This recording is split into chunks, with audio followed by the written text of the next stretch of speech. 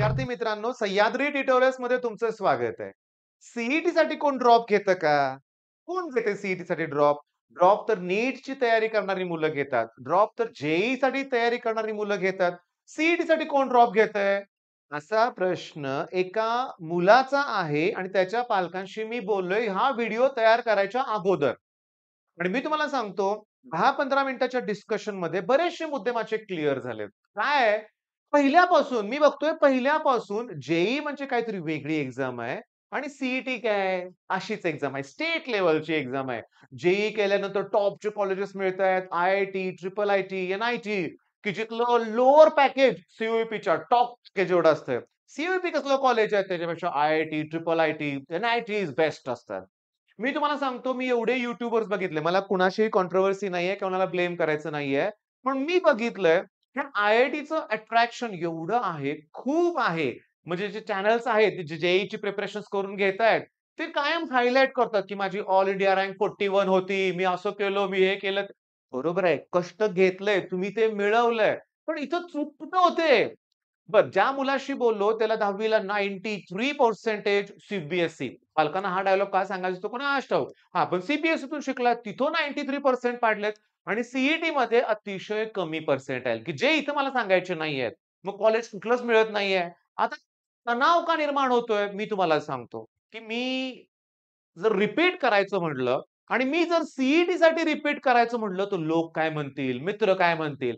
त्यात काय होतं, एका दुसरा मित्र असतोच, की ज्याला पी-आय-सी-टी मिळालंय, सी-ओ-ई-पी मिळालंय. मग तर खूपच त्रास. मग असे मित्र घरी आले, की खूपच फ्रस्ट्रेशन, तणाव येतो.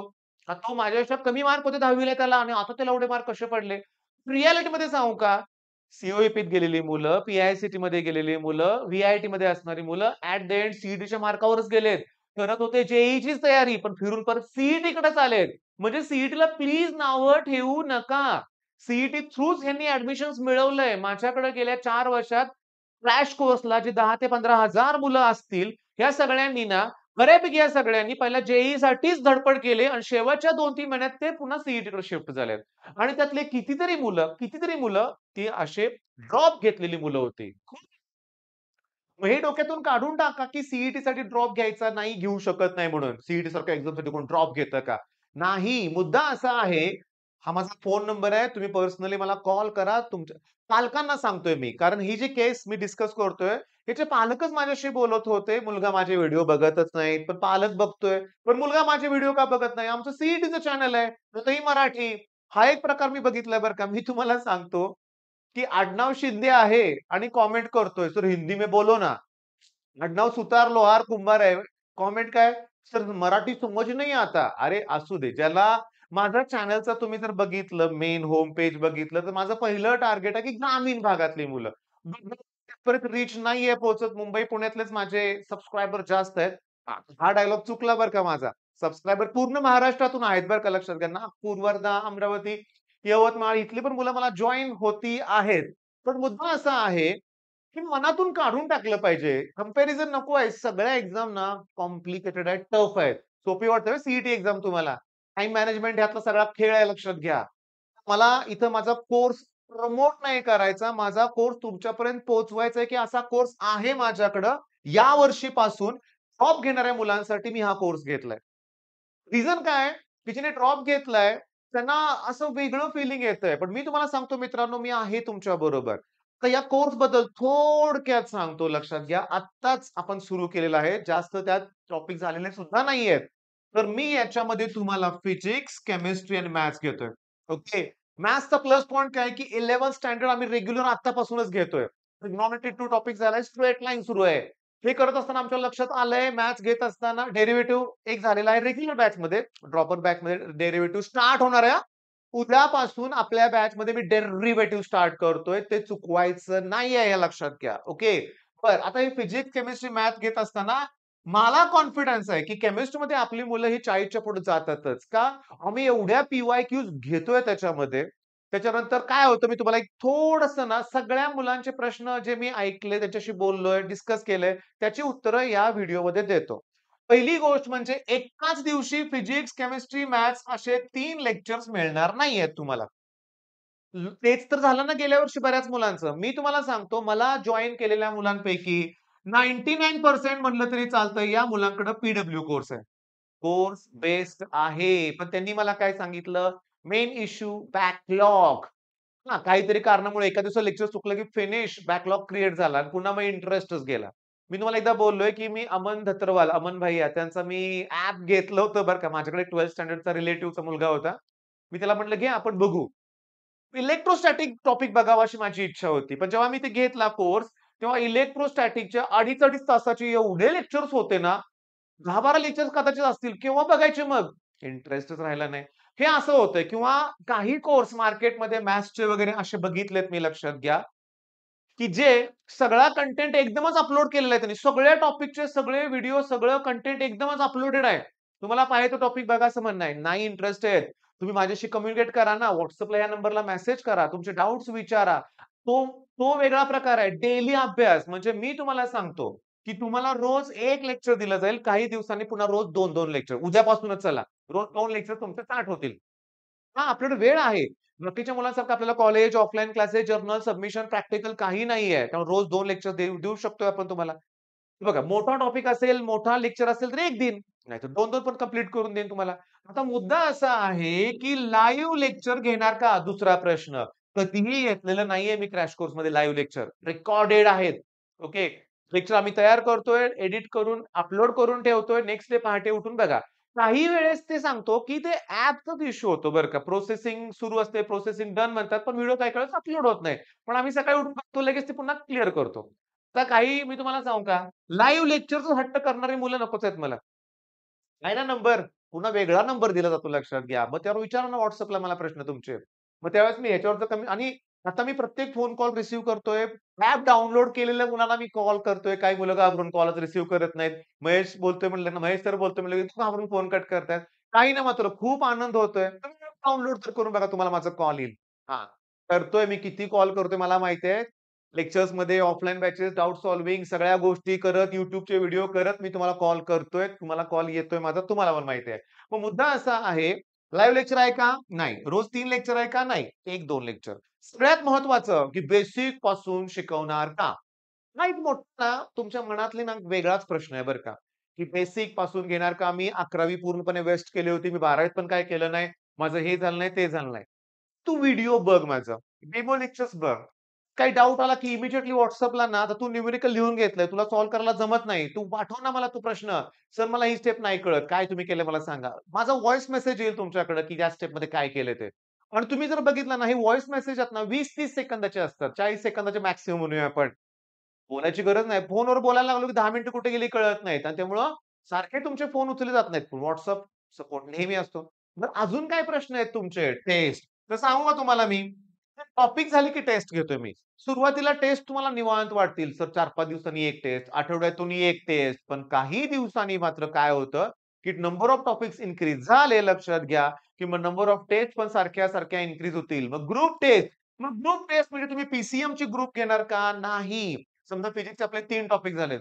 टॉपिकवर टेस्ट, तशी ग्रुप टेस्ट होणार आहे. मग त्याच्यानंतर सांगतो फायनली पूर्ण पोर्शन झाल्यानंतर फुल लेंग्थ मॉक टेस्ट. तुमच्याकडं आता फिजिक्सवाला सरांचा एक प्लस पॉइंट मी बघितलाय लक्षात घ्या, की वर्षभराचं काहीतरी टाईम टेबल त्यांचं तयार असतंय म्हणे, कुठल्या दिवशी कुठलं होणार ते. मी नाही करत हे. हे अवघड आहे. फॉलो करणं कठीण आहे लक्षात घ्या आणि त्याचा एक वेगळाच तणाव निर्माण होतो. असं बघा, पोर्शन तर लवकर क्लिअर करायचं आहे आपल्याला. पण तुम्हाला समजेल असं घेतलं पाहिजे ना, का पळवू तणक्यात दिवसाला 4-4 टॉपिक घेऊ. नाही. तुमच्यासाठी मी आहे लक्षात घ्या. तुमचा कॉन्फिडन्स मला वाढवायचं हे महत्वाचं आहे. ओके. आता एक नॉर्मल प्रश्न असतो तुमचा फीस किती? तर जुलै 4 ते 5 5वी बॅच आहे आपली. आपली फी एवढीच असते. पण गेल्या वर्षी फी वेळच खूप कमी होता. डायरेक्ट मला कोर्स अपलोड करावा लागला. त्यामुळे फीस कमी केली होती. पण दरवर्षी एवढीच फी असते. ही तुम्हाला आपलं सह्याद्री ट्युटोरियल्स ॲप डाउनलोड करा. त्यात स्टोअर ऑप्शनमध्ये टॉपर टू टॉपर बॅच आहे. लगेच पर्चेस करू नका. वाटल्यास डेमो लेक्चर्स त्यातले फ्री कंटेंट आहे ते बघून घ्या. नंतर आय एम इंटरेस्टेडला क्लिक केलं, की तुम्हाला WhatsAppला मेसेज येईल, टेक्स्ट मेसेज येईल. त्यावर बाय नाऊ ऑप्शन आहे. कुणाचाही Google Pay, PhonePe नंबर वापरून तुम्ही पेमेंट करू शकताय. बरं रिझल्टची गॅरंटी काय? तर सांगतो रिझल्टची गॅरंटी. आता ह्याच्याविषयी मला तुमच्याशी व्यवस्थित बोलायचं आहे लक्षात घ्या. आणि हा पॉइंट आहे रिझल्ट आणि ह्याच्याविषयीच बोलायचं आहे मला. हां, आता आहेत माझ्याकडे नावांची लिस्ट मोठीच्या मोठी आहे. अगदी 100 पर्सेंटाईलच्या मुलांना आपल्या टेस्ट वापरल्या होत्या बरं का. तर आता त्याला लेक्चर बघायची गरज नाही. पण त्याने आपल्या टेस्ट फॉलो केल्या होत्या. कुलकर्णी नाव आहे त्याचं. सी-ओ-ए-पीत आहे. माझ्या मुलाबरोबरच आहे तो. दुसरी महत्त्वाची गोष्ट 99.9 वाले पण खूप आहेत. आता समीर शेखनं बऱ्याच मुलांचे इंटरव्ह्यू घेतलेत, ज्यांनी माझ्या माझ्या क्रॅश कोर्सला होते त्यांचे इंटरव्ह्यू घेतलेत. मी नाही घेतला अजून बरं काही इंटरव्ह्यू. तुम्ही साताऱ्यात या बोर्ड बॅनर नाही लावले, पण काय होतं तुम्हाला सांगावं लागतं. आहेत, खूप मुलं आहेत. सांगू का 3 पर्सेंटाइल वरून 97 कडे गेलेली पण मुलं आहेत. ओके. गव्हर्नमेंट कॉलेज मिळून देखील गॅप घेतला होता. ते आता रिपीट केलं होतं. ते आता पी-आय-सी-टीमध्ये आहेत. हां, आता रामदेव बाबा नागपूरचं मिळालं होतं, रिपीट केलं होतं तो मुलगा आज यावर्षी सी-ओ-ई-पी सी-एसमध्ये 99.9 काय समथिंग त्याचे पर्सेंटाइल आहेत. आहेत, पण मी तुम्हाला नेहमी सांगत आलोय, की मला तो मुद्दा महत्त्वाचा नाहीये. आता मी इथं लिहितोय. आता लक्ष द्या. कागलचा माझा एक स्टुडंट आहे सृजल. त्याला 85 का 87 पर्सेंटाइल आहेत का 82 असतील बरं का. 80 क्रॉस आहेत. मी खुश आहे रिझल्टवर. खूप आहे खुश रिझल्टवर. का? या व्हिडिओची सुरुवात ज्या मुलानं केली होती, त्याला 10वी ला जेव्हा सी 93 पर्सेंटेज होते, त्याला मार्क्स त्याचे मी सांगतच नाही, पण आमच्या सृजलला एवढे मार्क आहेत. बरं हा कागलचा आहे. कागलमध्ये मी तुम्हाला सांगतो, आता आशुतोष पाटील 10वी ला 69 पर्सेंटेज आहेत. त्याला 92 पर्सेंटाइल आहेत. पुन्हा अथर्व त्याला 96 आहेत. नेजे 97 आहेत. चौगुलेला 93 आहेत. असे किती पर्सेंटाइलची मुलं आहेत. ही ग्रामीण भागातली यातली निम्म्यापेक्षा जास्त मराठी मीडियमची मुलं आहेत. मग ह्यांचा रिझल्ट छान आहे. माझ्या ऑफलाईन क्लासमधल्या मुलांचा पण रिझल्ट छान आहे. मी अथर्वचं सारखंच तुम्हाला सांगतोय 10वी ला फक्त 50 मार्क होते मॅथ्समध्ये. बोर्डला त्याला 94 मिळालेत आणि सी-ई-टीत 96 पर्सेंटाइल आहेत. एम-आय-टी आळंदी त्याला मिळालंय. मुद्दा असा आहे, मिळणार, चांगलं कॉलेज मिळणार आणि का नाही मिळणार? मी तुम्हाला सांगतो तुमच्यासाठीच मी आहे. कारण मी पण ह्याच्यातून गेलोय. शेवटच्या 2 महिने उरले असताना एक्झाममध्ये मी पप्पांना म्हटलं माझ्या, की गॅप घेऊया, रिपीट करूया. त्यावेळेस गॅप हा शब्द होता. नाही माझं होत, नाही मी पास होऊ शकत. त्यावेळेस वडिलांचा मला सपोर्ट होता. दुसरा क्लास जॉइन केला. 2 महिन्यात प्रचंड अभ्यास केला. कसे 68 पर्सेंटेज मिळाले. मिळालं इंजिनिअरिंगला ॲडमिशन. चुका झाल्या होत्या पण मिळालं. पण मी तुम्हाला सांगू का, ती ती मानसिकता मला माहिती आहे. त्रास होतोय खूप. तणाव आहे. काय होतं, की अपेक्षा होती सगळ्यांची चांगल्या मार्कांची, पण नाही पडले. मग ड्रॉप न घेता समजा तुम्हाला 40 50, 60, 70 पर्सेंटाइल आहेत चला समजा. बरं, तुम्हाला 10वी ला आहेत 95% मार्क. ओके. आता पडलेत 70 पर्सेंटाइल. मग या 70 पर्सेंटाइलला करायचे सी किंवा IT, AI, data science. Local साताऱ्यातल्या कॉलेजचा कट ऑफ 80च्या वर गेलाय सी-एचा लोकल कॉलेजमध्ये. मग मला सांगा पुण्यातल्या कॉलेजचं काय 70 ला मिळणार आहे? 15 लाख भरूया का डोनेशन? 12 लाख, 15 लाख म्हणाल तसे आकडे. का? 1 वर्ष ड्रॉप घेतलं पण काही बिघडणार नाही. पण हे माझं वैयक्तिक मत आहे. मी लादणार नाही तुमच्यावर लक्षात घ्या. पण मला असं वाटतं एक चान्स हां. तर इथं काय होतं, की काही केसेस मी बघितल्या, की पालक द्यायला तयार आहे चान्स. विद्यार्थी नको म्हणतोय. सुरुवात नाही का आपण केली? सी का कोण रिपीट करतंय तर रिपीट केल्यानंतर मोठी चूक होईल तुमची. कुठली? तुम्ही परत जर जे करायचं म्हटलं तर. आता रिपीट करतोय तर सुरुवातीपासून जे करायचंय तू जे कर मग. पुन्हा जे-ई, सी-ई-टीचा गोंधळ घालू नको लक्षात घ्या. म्हणजे माझं म्हणणं कळतंय का बघा. हां, तुम्ही जे-ईला थोडक्यात गेलाय. अगदी तुम्हाला 95, 96 पर्सेंटाइल 92, 93 जे-ईला पर्सेंटाइल होते. मग तुम्ही थोडे एफर्ट्स लावले, तर तुम्ही आय-आय-टी क्रॅक करू शकताय. जे-ईच करा. कारण जे-ईमध्ये तुम्ही 95, 96, 97, 98 पर्सेंटाइलकडे गेला मेन्समध्ये. त्या मार्कावर सुद्धा सी चांगलं कॉलेज मिळेल. पण बाळांनो, ऑलरेडी पर्सेंटाइल कमी आहे. बोर्डला 75% मार्क नाहीयेत. मग जे काय बोर्ड त्यासाठी बोर्ड करणार का ती चूक करू नका. तुमचा फोकस प्लीज आता तरी सी-ई-टीवर ठेवा. सी-ई-टीमध्ये आपली स्ट्रॅटेजी फॉलो करून आमची सरळ मॅथ्स प्लस केमिस्ट्री 100 प्लस मार्काचं टार्गेट असतं. हां. आणि फिजिक्स आमच्यासाठी बोनस आहे लक्षात घ्या. बोनस मार्क आहे. कारण जेव्हा आम्ही 100 मार्क पाडतो, तुम्हाला पण माहिती आहे तुमचे मार्क या वर्षीचे माहिती आहेत. पर्सेंटाइल त्यावर किती आला ते पण कळतंय. साधारण तुम्हाला सांगतो 100 मार्काला 93 टू 94 पर्सेंटाइल यायला काही हरकत नाही.